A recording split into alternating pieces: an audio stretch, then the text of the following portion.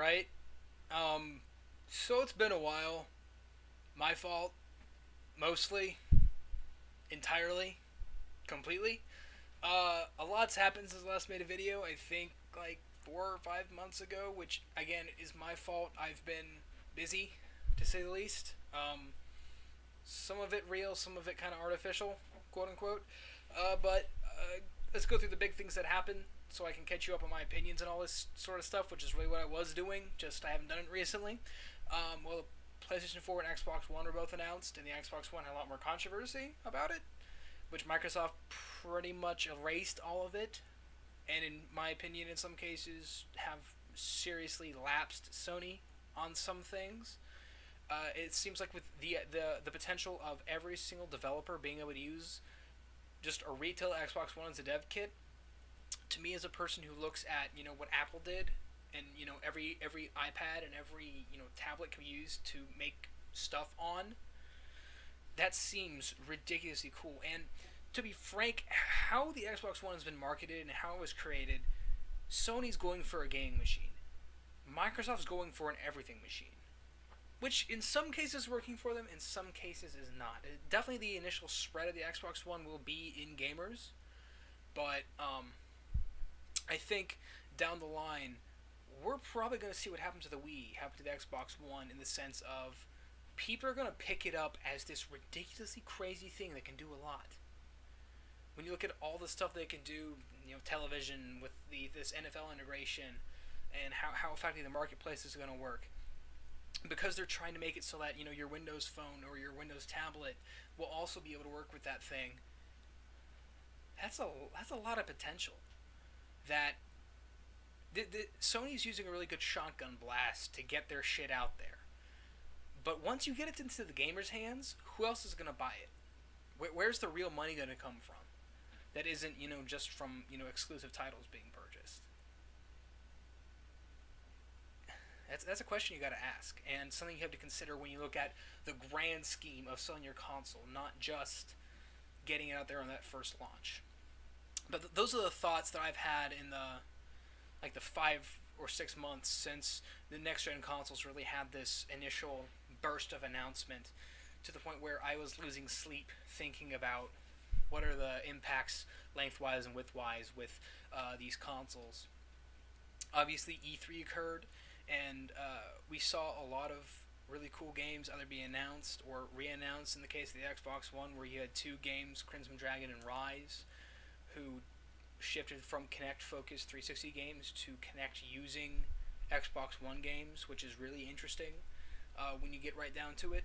But Titanfall seems, time and time again, every single con you go to, it seems to be Titanfall, Titanfall, Titanfall.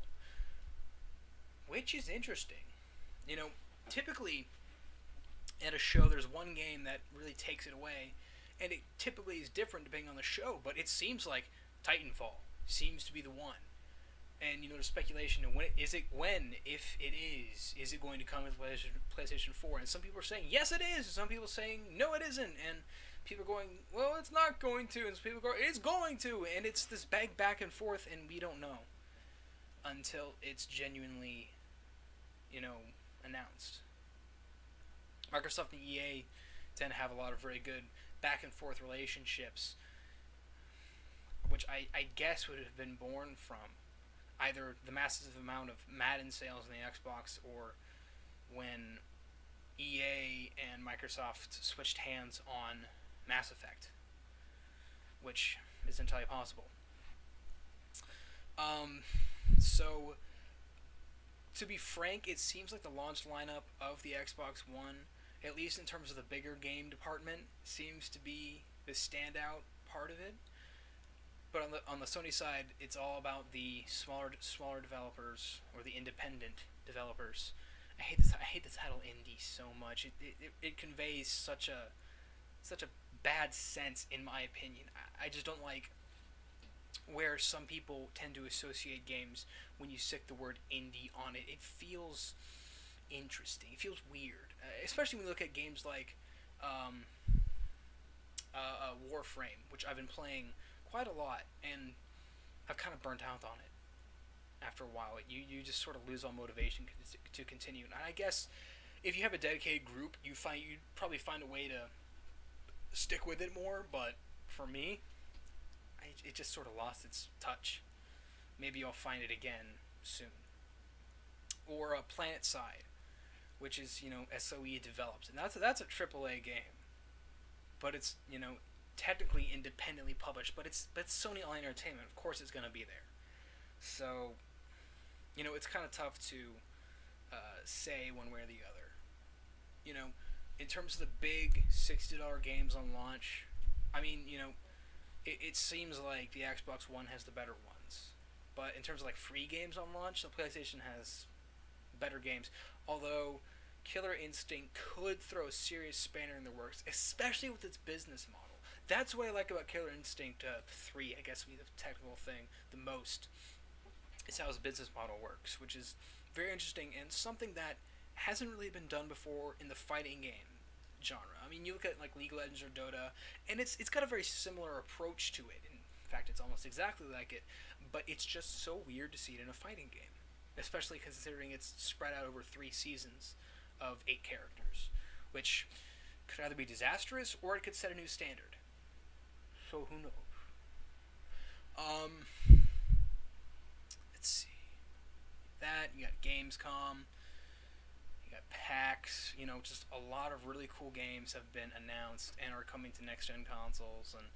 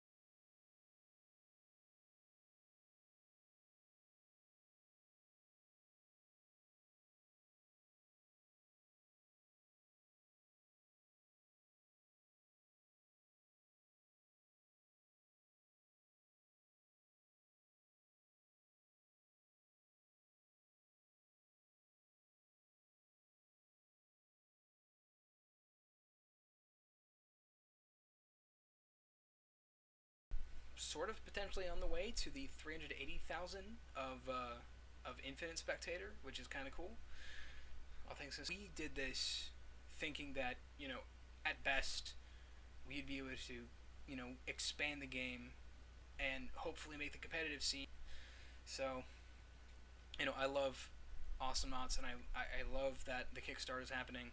I can't wait to get those shirts, because those shirts look cool. Picking up the game probably anytime soon, but I'm still going to discuss GTA 5. So, from the bottom of my gaming heart, I shall see all of you later.